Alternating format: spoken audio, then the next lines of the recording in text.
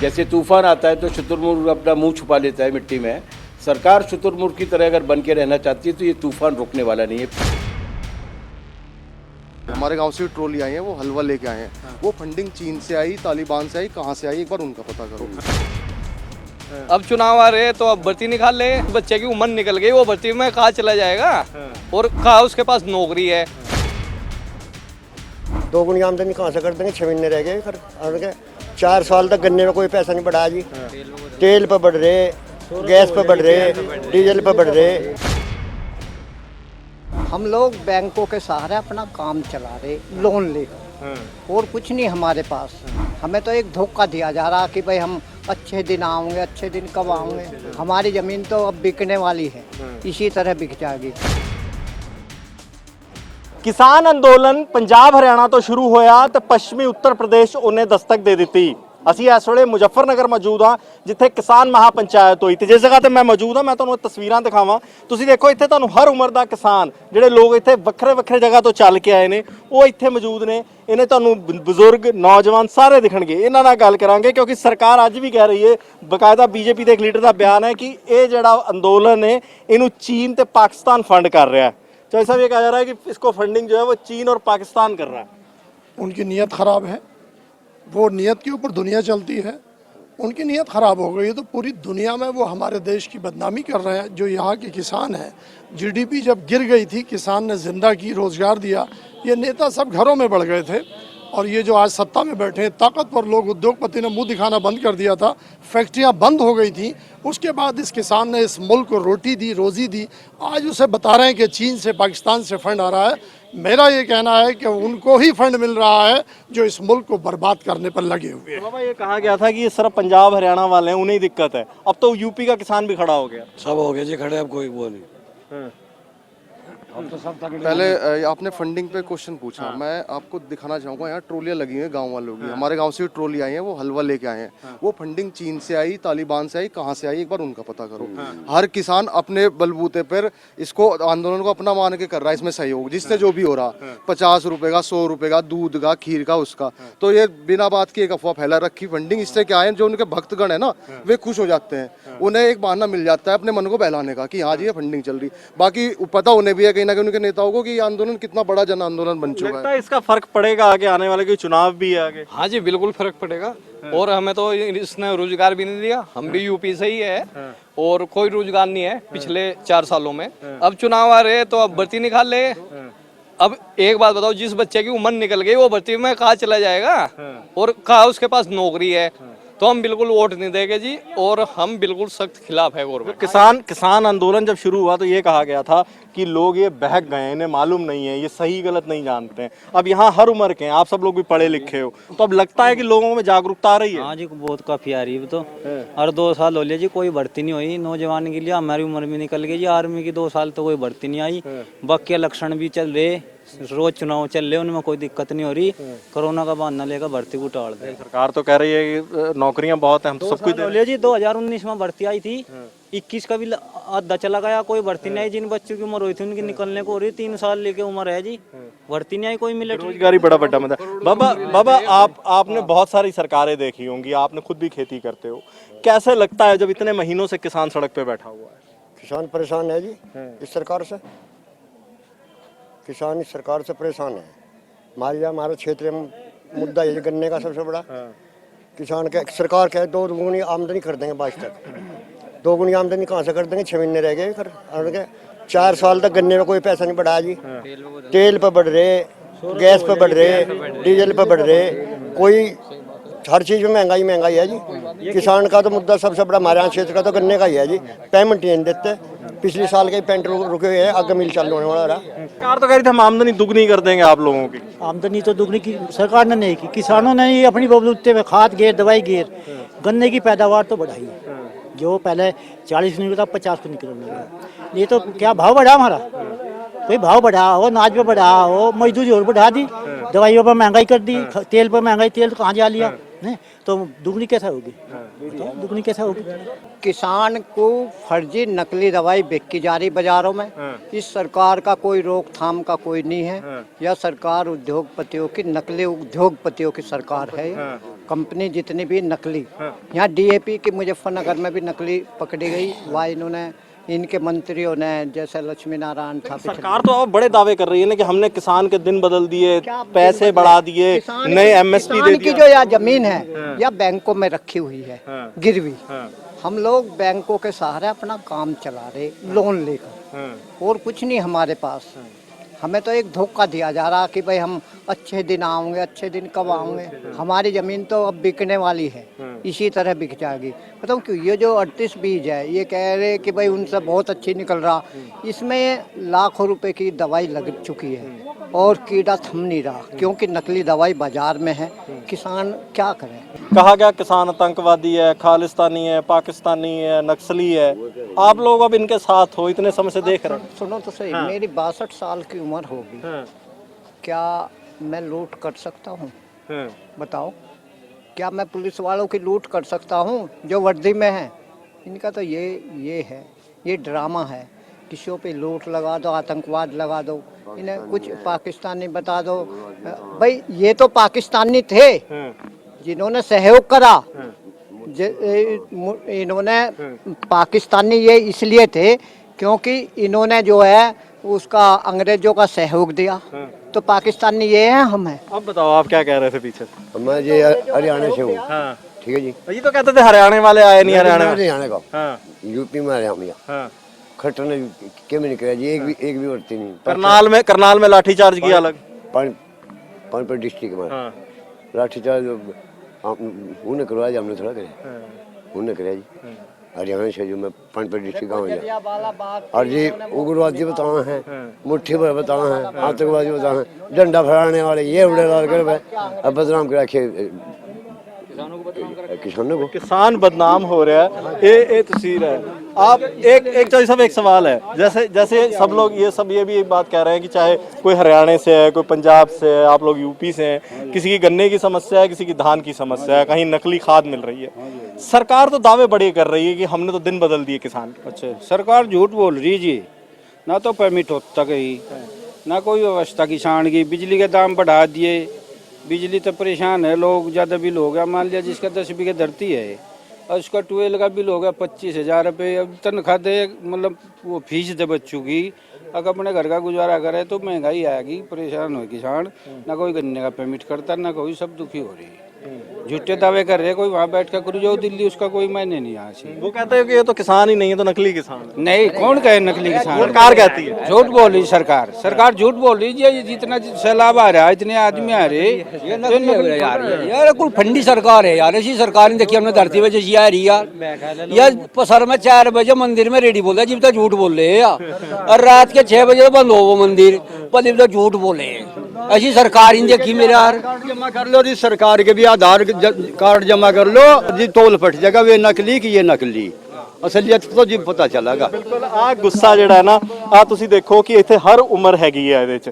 ਇਹ ਗੁੱਸਾ ਹੈ ਕਿ ਸਰਕਾਰ ਜਿਹੜੀ ਉਹ ਲਗਾਤਾਰ ਇਹ ਗੱਲ ਕਹਿੰਦੀ ਆ ਰਹੀ ਹੈ ਕਿ ਅਸੀਂ ਕਿਸਾਨ ਦਾ ਭਲਾ ਕਰ ਰਹੇ ਹਾਂ, ਲੇਕਿਨ ਆ ਕਿਸਾਨ ਦਾ ਇਹ ਭਲਾ ਹੈ ਨਕਲੀ ਖਾਦ ਦਾ ਹੋਣਾ। ਨੌਜਵਾਨ ਨਾਲ ਗੱਲ ਕਰੋ, 2-2 ਸਾਲ 3-3 ਸਾਲ ਤੋਂ ਉਹਨਾਂ ਦੀਆਂ ਭਰਤੀਆਂ ਨਹੀਂ, ਨੌਕਰੀਆਂ ਉਹਨਾਂ ਦੇ ਕੋਲ ਨਹੀਂ। ਤੇ ਤੀਸਰੇ ਪਾਸੇ ਸਭ ਤੋਂ ਵੱਡੀ ਚੀਜ਼, ਕਿਉਂਕਿ ਗੰਨਾ ਬੈਲਟ ਹੈ, ਸਿਰਫ 3 ਮਿਲਾਂ ਦੀ ਉਹ ਕਹਿੰਦੇ ਨੇ ਪੇਮੈਂਟ ਸਾਡੀ ਹੋ ਰਹੀ ਹੈ, ਬਾਕੀਆਂ ਦੇ ਹਾਲਾਤ ਉਹੋ ਜਿਹੇ ਨੇ ਜੋ ਬਾਕੀ ਦੇਸ਼ 'ਚ ਨੇ। ਸਵਾਲ ਸਭ ਤੋਂ ਵੱਡਾ ਉੱਥੇ ਹੀ ਖੜਾ ਹੈ ਕਿ ਜਿਸ ਕਿਸਾਨ ਦੀ ਜਿਹੜੀ ਕੀਤੀ ਜਾ ਰਹੀ है। जी बिल्कुल बताएं। मलकपर मिल की बात करो, जो कृषि मंत्री है, वो गन्ना मंत्री है, उसका सुरेश राणा है। मलकपर मिल का पेमेंट कर दिया, पूरा 1 साल का पेमेंट हो उसका। यार कुछ थूक है, भसना मिल है, कनौनी मिल है यार। आपको तनख्वाह 1 साल ना मिला, आप क्या करोगे? बिल्कुल ठीक बात। सुरेश राणा से बात करो, झूठ बोलता है निरोड़। मिल तो लखोन जा, कोई पेमेंट लखोन जा मरते, उससे बात करो। 1 साल में यार पेमेंट दवा रहा है, या सरकार है यार, या लुटेरी सरकार है यार। सुरेश राणा ठग आ गए जी, ठग भारत में सब तो बड़े ठग आए अब तक के भारत के अंदर। ठीक है, समय खराब था यू, इन्हें वोट दिया गा, इनका वो भी दे देंगे, पता दे देंगे कि क्या स्थिति होगी। किसान की 5 साल से इन्होंने 1 पैसा नहीं बढ़ाया गन्ने का। या गन्ने की बेल्ट है या पश्चिमी यूपी, 1 रुपया भी नहीं बढ़ा इसका रेट। क्यों? ये इन पर महंगाई लागू नहीं होती क्या? सब बेरोजगार हो गए। मान लिया नौकरी तो चाह बच्चे जी पढ़ा रहे, इतना खर्चा आ रहा, प्राइवेट में भी पढ़ा रहा आदमी, वो कर रहा, कहीं रोजगार ही खत्म कर दिया मोदी ने। सरकार 10 साल में महंगाई भत्ता लगा हुआ है, किसान का कोई भत्ता ही नहीं धरती पे। करे क्या? बस जो पकौड़ी तलेंगे बैठ के, रांझनी करेंगे युवा बैठ के, रांझनी करेंगे पुलिस उठा के ले जाएगी। अब ये तो काम छोड़ा मोदी सरकार ने, योगी सरकार ने युवाओं के पास नौकरी दी नहीं, 3 साल से कोई नौकरी नहीं निकली। इस कोरोना महामारी का नाम लेकर जो इन्होंने भ्रष्टाचार मचा रखा प्रदेश में, इससे बड़ा भ्रष्टाचार और क्या हो सके युवाओं के लिए। 3 साल से जो लड़का 3 साल पहले 18 साल का हुआ था, आर्मी की भर्ती में उसकी 3 साल की उम्र हो, 18, 19, 20, अगर वो लड़का 3 साल पहले 18 साल का हो गया था तो उसकी तो उम्र खत्म होगी। अब वो करे तो क्या करे, 3 साल से कुछ छोड़ा नहीं युवाओं के लिए। इन्होंने बेरोजगार कर दिए, पकोड़ा तलने वाली बात कर दी। ऐसे अब मोदी तो ये सोचता है कि जैसे तू चाय बेच बेच कर प्रधानमंत्री बन गया, झूठ बोल बोल कर प्रधानमंत्री बन गया, हर युवा बेरोजगार आदमी थोड़ा चाय बेच बेच कर प्रधानमंत्री बन जाएगा देश का। कहते हैं कि हमने किसान और युवा दोनों की तकदीर बदल दी। वो तो कह रहे हैं आत्मनिर्भर भारत बना रहे हैं। ये तो किसान बर्बाद कर दिए जी। किसान तो ना कुछ आया तो भाजपा सरकार तो गई, भाजपा नहीं आने की जाकर कभी भी, भाजपा तो दौड़ गई बस। लेकिन जितनी बातें वो कह रहे हैं, जितनी जैसे ये भैया कह रहे हैं कि ना भर्ती आई, कहाँ जाएं, तो उन हालातों में किया क्या जाए फिर? उन हालातों में तो भाई यही करना है जी, सरकार नौकरी दे, लोगों की परेशानी को समझे। ये दुष्ट लोग हैं इस देश में, तो ये जानी चाहिए। आज तक भारत सरकार ने ये कहे कि हमने इतने लाख युवाओं को रोजगार दे दिया। 2015 तक भारत सरकार ने नीति आयोग बना के उसका कोई भी आंकड़ा नौकरी का जारी नहीं करा आज तक भी। तो यह समस्या बहुत गंभीर हो रही। ये बच्चे डकैती मारेंगे। आप भी डकैती मारेंगे, ये बड़ा बड़ा बयान है जी, ये डकैती वाला। देखो ये फ्रस्ट्रेशन है, शायद ये गुस्सा है लोगों का। आप भी नौकरी ढूंढ रहे हो जी? क्या करे जी, सरकार ने कुछ छोड़े ही नहीं। कहना भाई का पकौड़ी तड़के राज नहीं करेंगे, नौकरी भी नहीं। 3 साल तक कोई नौकरी नहीं आई। जिन बच्चों की उम्र निकट गई वे क्या करेंगे, उस चीज का जवाब दो। जो 18 साल 21 साल लोग को उम्र थी उनकी तो उम्र निकट ली। ये तुम बताओ वे करेंगे क्या? इस चीज का जिम्मेदार कौन है? सरकार को बड़े सारे सवाल हैं। सरकार बड़े सब दावे कर रही है। ये लोग कह रहे हैं कि नौकरियां हैं नहीं, अब हम पकौड़ी तले, किसान का वैसे बेड़ा गर्क हो गया। जब से भाजपा सरकार आई है, इन्होंने वादा करा था इतने रोजगार देंगे, दिए तो है नहीं, बल्कि 15-20 लाख से ज़्यादा रोजगार छीन और लिए लगभग। अब बताओ, ये सरकार युवाओं का तो कुछ कर ही नहीं रही है। ना रोजगार है, ना महंगाई इतनी है कि युवा करेगा क्या, पकौड़ी तलेगा। बच्चों की फीस जमा नहीं हो रही। जिन बच्चों की उम्र निकट गई, उनका 20-22 साल आर्मी की उम्र है, जिन बच्चों की उम्र निकट गई, उम्र बढ़ाने को ये तैयार नहीं, वो करेगा क्या? इस पश्चिमी उत्तर प्रदेश में अधिकतर युवा ऐसा है जो सिर्फ आर्मी के सपने देखता है। अब वो क्या करेगा? किसान अंदोलन से क्या गया कि किसान अंदोलन सिर्फ पंजाब या हरियाणा का ते हरियाणा की भी कोशिश से, लेकिन जिस जगह मैं मौजूद हाँ ये वो लोग ने ਜਿਹੜੇ कि रणनीतियां बना रहे हैं कि अगे रणनीति किवें चलाई जानी है। तुसीं देखो कि ये सब लीडर्स ने ਜਿਹੜੇ ਵੱਖਰੇ ਵੱਖਰੇ ਪਾਰਟੀਆਂ ਦੇ ਨੇ, ਵੱਖਰੇ ਵੱਖਰੇ आधारियां तो ने, इन्हां नाल गल करांगे ते इन्हां जानने की कोशिश करांगे किस तरीके नाल देखते हैं। सर, कैसे देखते हैं इस टाइम किसान आंदोलन को, जब ये कहा जा रहा है कि किसान आंदोलन सिर्फ एक स्टेट का होकर रहेगा? बिल्कुल गलत बात कह रहे थे वो लोग, और आज की रैली को देखकर उनको इस बात को समझ लेना चाहिए। इस देश के 20 राज्यों के प्रतिनिधि किसान यहाँ पर शामिल हुए हैं, और जितनी विराट भागीदारी यहाँ पर है, जितनी बड़ी संख्या में भागीदारी यहाँ पर है कि लोग 10 किलोमीटर तक ये रेला अभी तक फैला हुआ है, अभी तक लोग पहुँच नहीं पा रहे हैं। ये इस बात का सिंबल है कि सरकार बिल्कुल शुतुरमुर्ग की तरह, जैसे तूफान आता है तो शुतुरमुर्ग अपना मुंह छुपा लेता है मिट्टी में, सरकार शुतुरमुर्ग की तरह अगर बन के रहना चाहती है तो ये तूफान रुकने वाला नहीं है, पहली बात। दूसरी बात ये कि ये जो गोदी मीडिया उन्होंने पाल के रखा है, उस गोदी मीडिया ने ये छवि बनाने की कोशिश की कि पहले तो बोले कि ये पंजाब का आंदोलन है, फिर उसके बाद उन्होंने कहा कि हरियाणा में कुछ लोग कर रहे हैं, उसके बाद उन्होंने कहा कि पश्चिमी उत्तर प्रदेश के कुछ ज़िलों में है। लेकिन मैं आपको बता रहा हूँ, मैं मध्य प्रदेश से आता हूँ जो आमतौर से कमज़ोर आंदोलनों का इलाका है। वहाँ पर 15 ज़िलों में जो किसान पंचायतें हुई, जिसमें ये राष्ट्रीय नेता भी पहुँचे, हन्नन मुल्ला साहब भी पहुँचे और ये टिकैत साहब भी पहुँचे, उनमें किसी में भी हाजिरी 20,000 से कम नहीं थी। और मध्य प्रदेश में 20,000 का मतलब होता है क्योंकि मध्य प्रदेश में ट्रैक्टर ट्रॉली सबसे कम है। मध्य प्रदेश के किसानों की जो आमदनी है वो बहुत कम है, तो वो अपनी बसों से किराया खर्च करके आते हैं, जो बहुत महंगा पड़ता है। ऐसी एक भी महापंचायत नहीं थी जिसमें 20,000 से कम लोग रहे हों। ये है बड़ी पंचायत जो 15 हुई। उसके बाद कम से कम 150 पंचायतें और हुई हैं, छोटी, किसी में 4000 और 5000। तो ये जो भागीदारी हो रही है किसानों की, किसान इस बात को समझ गया है कि ये उसकी जिंदगी और मौत का सवाल है। लेकिन सरकार ये कहती है कि अभी भी थोड़ी देर पहले हरजीत ग्रेवाल, एक बीजेपी के नेता, उन्होंने कहा कि ये इन आंदोलनों को या इन रैलियों को पाकिस्तान या चीन फंड कर रहा है। बहुत ही गैर जिम्मेदार सरकार है। देखिए, एक दुर्भाग्य हुआ है हमारे देश के साथ कि जिन्होंने आज़ादी के आंदोलन के साथ गद्दारी की, जिन्होंने भगत सिंह को एक बेवकूफ़, उत्साही और छपास की भूख से प्रेरित नौजवान बताया, जिनके नेताओं ने विक्टोरिया और एलिजाबेथ से माफ़िया मांगी, जिन्होंने बाकायदा हमारे खिलाफ अंग्रेज़ों के साथ मिलकर साजिश रखी, वो आरएसएस के लोग आज सरकार में हैं। वो नहीं जानते कि देश क्या है। इस देश को आज़ाद कराने के लिए कितनी मुश्किलें हमारे लोगों ने झेली हैं। वो अंग्रेज़ों के साथ तब भी थे और अमेरिका के साथ आज भी हैं। इसलिए ये निहायत गैर जिम्मेदाराना बयान है। एक ऐसी पीढ़ी का, ऐसी कौम का, ऐसी राजनीतिक विचारधारा का बयान है जिसका इस देश की आज़ादी के साथ या इस देश की परंपरा के साथ कोई संबंध नहीं रहा। साहब, आप जिस इलाके में हैं, क्योंकि हम आप ही के एरिया में थे, यहाँ कहा जाता है कि ऐसी जो महापंचायत है शायद बहुत साल पहले कभी एक बार हुई थी, जब चौधरी टिकैत खुद थे, उन्होंने कहीं एक बार की, वो भी कहीं मेरठ में हुई शायद, बताते हैं, यहाँ भी नहीं हुई। आपको याद होगा क्योंकि आपकी उम्र भी काफ़ी है। आपको लगता है कि इससे फ़र्क पड़ेगा, इसका दबाव पड़ेगा सरकार? हाँ, बिल्कुल दबाव पड़ेगा, बहुत दबाव पड़ेगा। और बीच में टिकैत साहब की जो बड़े टिकैत की पंचायत हुई थी, भोपाल में हुई थी, मेरठ में हुई थी, उससे ज़्यादा प्रभाव पड़ेगा इस बात का, क्योंकि वो तो एक केवल किसान यूनियन की, भारतीय किसान यूनियन की थी। इसमें 24 संगठन हैं और पूरे हिंदुस्तान की एक मुट्ठी बंद है। बहुत प्रभाव इसका पड़ेगा। सरकार ये कह रही है कि ब्लॉक के चुनाव हुए, जिला पंचायत के चुनाव हुए, हम तो सब में जीत कर आए। ब्लॉक के और पंचायत के चुनाव जिस आधार पर लड़े गए हैं, वो आप समझ लें, जो चुनाव से जनता से जीत का है वो तो विरोधी लोग थे, और जो पैसे से गुंडागर्दी के बल पर जीत का है वो इनके लोग हैं। आप मतलब ये संविधान को ताक पर रख के इन लोगों ने चुनाव को जो है एक मजाक बना कर रख दिया था। ये पंचायत में चुनाव बहुत बड़े पैमाने पर इनकी हार हुई, लेकिन उन्होंने उसे जीत में बदलने के लिए बहुत गुंडागर्दी, पुलिस प्रशासन, सब चीज़ का इस्तेमाल किया गया इन लोगों ने। तो ये स्थिति आज जनता देख रही है, उसका असर भी ये पड़ रहा है। आज ये रैली पर उसका असर भी आज मौजूद है। जो पंचायत चुनाव यहाँ हुए, ये भी आरोप लगाया जा रहा है कि आज ट्रेनें कैंसिल कर दी गई, ट्रेनें नहीं आने दी गई। हाँ, ट्रेनें ही नहीं, बहुत लोग नहीं आने दिए इन लोगों ने। ये बहुत ही गुंडागर्दी इन लोगों की थी हर तरह से। ये पूरी तरह से ये समझ लें किसानों को इनका डर है, दरअसल ये डर बोल रहा है इनका। ये कोशिश कर इंटरनेट बंद करना या इसके अलावा बसें बंद करना, रेलवे बंद करना, ये सब इनका डर है कि ज़्यादा किसान ना आवे और उसका बुरा असर ना पड़े। लेकिन निश्चित असर पड़ेगा, कोई दुनिया की ताकत रोक नहीं सकती। इस रैली का इतना बड़ा असर पड़ेगा कि जो मिशन यूपी, मिशन उत्तराखंड है, ये कामयाब होगा। मिशन यूपी तो मिशन उत्तराखंड कामयाब होएगा, लेकिन सवाल बड़ा बड़ा है कि किवें कामयाब होएगा। सर, एक सवाल ये भी आता है ना कि आप लोग जब वो कहते हैं कि हमारा तो हिंदुत्व बड़ा बुलंद है, तो वो कहते हैं कि हमें ज़रूरत ही नहीं किसी और की।